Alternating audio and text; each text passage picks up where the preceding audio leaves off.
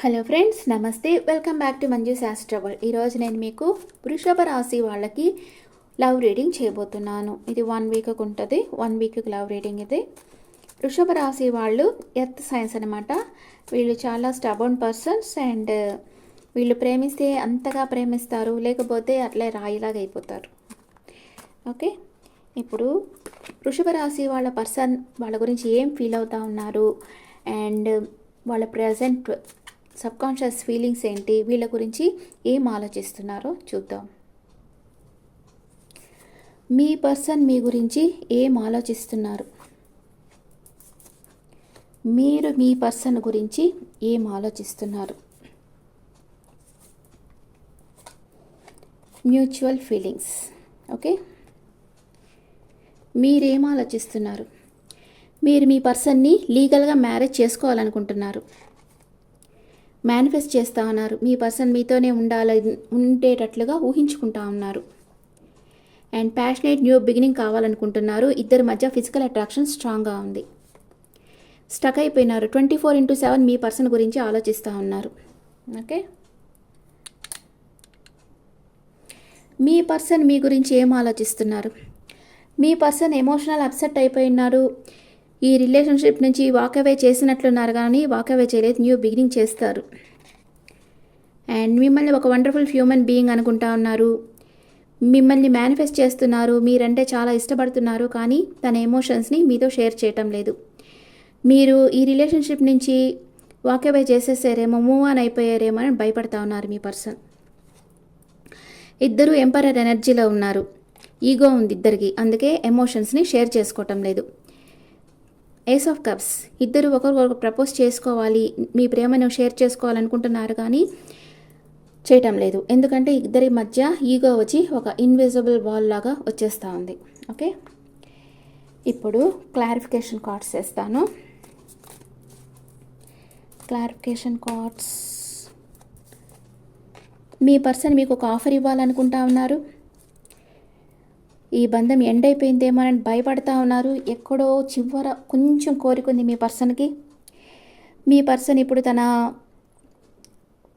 Career మీద focus చేస్తున్నారు, money మేకింగ్లో. Sleepless nights ఉన్నాయి మీ పర్సన్కి. మీరు వెయిటింగ్ ఎనర్జీలో ఉన్నారు. 2 విషయాల మధ్య జగిల్ అవుతా ఉన్నారు. మీ పర్సన్తో మాట్లాడతామా వద్దా, తను కాంటాక్ట్ చేస్తామా వద్దా అట్లా అనుకుంటా ఉన్నారు. వెయిట్ చేస్తూ ఉన్నారు. మీ పర్సన్ మ్యారేజ్ చేసుకోవాలనుకుంటున్నారు, లీగల్గా అండ్ ట్రెడిషనల్గా. Oh my god, marriage card 3 times వచ్చింది. అండ్ కానీ లాస్ ఫీల్ అవుతూ ఉన్నారు. 5 ఆఫ్ కప్స్. మీ పర్సన్ మీరు చాలా మిస్ అవుతూ ఉన్నారు. సాడ్గా ఉన్నారు మీరు. ఇద్దరికి క్లారిటీ కావాలనుకుంటా ఉన్నారు. అండ్ ఇద్దరు జడ్జ్మెంట్, ఒక నిర్ణయం తీసుకోవాలనుకుంటా ఉన్నారు. ఓకే, ఇప్పుడు మీ పర్సన్ పాస్ట్ ప్రజెంట్ ఫ్యూచర్ చూస్తాం. మీ పర్సన్ పాస్ట్ ప్రజెంట్ ఫ్యూచర్. మీ పాస్ట్ ప్రజెంట్ ఫ్యూచర్. మీ పర్సన్ పాస్ట్లో మీ దగ్గరికి చాలా ఫాస్ట్గా రావాలనుకున్నారు. ప్రజెంట్ రియూనియన్ కావాలని కోరుకుంటా ఉన్నారు. తన ఫ్రెండ్స్తో మీ గురించి చర్చిస్తూ ఉన్నారు, ఏం చేస్తే బాగుంటుంది ఫ్యూచర్లో అని. ఫ్యూచర్లో page of wands, passionate new beginning చేస్తారు మీతో. మీరేమనుకుంటున్నారు. మీరు వెయిట్ చేస్తూ ఉండారు మీ పర్సన్ కోసం పాస్ట్లో. ప్రజెంట్ ఫాదర్ ఫిగర్, అంటే మీకంటే పెద్దవాళ్ళ దగ్గర నుంచి అడ్వైస్ తీసుకుంటా ఉన్నారు. అండ్ ఫ్యూచర్ 5 ఆఫ్ సోర్స్, అంటే ఆర్గ్యుమెంట్ వస్తుంది. అంటే మీ పర్సన్ మీ దగ్గరికి మాట్లాడేదానికి వస్తారు, కానీ మీరు తన మాటలతోనే హర్ట్ చేసి పంపించేస్తారు. అలాంటి సిచ్యువేషన్. మీ పర్సన్ వస్తారు మీ దగ్గరికి, కానీ మీరు యాక్సెప్ట్ చేయరు. ఓకే, ఎందుకంటే మీరు చాలా బాధపడుతున్నారు. మీరు వెళ్ళినప్పుడు మీ పర్సన్ మిమ్మల్ని రిజెక్ట్ చేస్తున్నారు, అందుకే ఆ బాధ మీ మనసులో ఉంది. మీ పర్సన్ వచ్చినప్పుడు మీరు రిజెక్ట్ చేస్తారు, అది అక్కడ జరగబోయేది. ఓకే, మీ పర్సన్ మనసులో ప్రజెంట్ మూమెంట్ మీరంటే ప్రేమ ఉందా లేదా. 10 ఆఫ్ వ్యాండ్స్. మేబీ గాడ్ కష్టపడి పనిచేస్తూ ఉన్నారు మీ పర్సన్. తన దారి మార్చుకున్నారు. మీ దగ్గరికి వచ్చేవాళ్ళు తన దారి మార్చుకొని వేరే దారిలోకి వెళ్తూ ఉన్నారు. ఓకే, ఒక సర్కిల్ ఎండ్ అయింది మీకు మీ పర్సన్కి మధ్య. న్యూ బిగినింగ్ కావచ్చు మేబీ. అండ్ కొందరి విషయంలో రిలేషన్షిప్ ఎండ్ అయిపోయి ఉంటుంది. ఓకే,